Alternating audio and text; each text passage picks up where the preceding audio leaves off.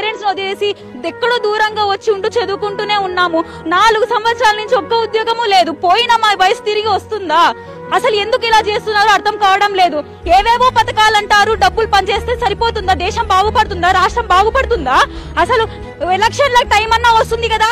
ఎలక్షన్ల టైంలో ఇంటింటికి వెళ్లి ఓట్లు అడగాలంటే మీకు అసలు మనసు ఎలా వస్తుంది? ఏమని అడుగుతారు మీరు ఓట్లు వేయమంటే? మొత్తం ఇంతమంది నిరుద్యోగ యువత ఓన్లీ డిఎస్సి కోసమే తిండి తిప్పలు మానేసి వెయిట్ చేస్తూ ఉన్నాము.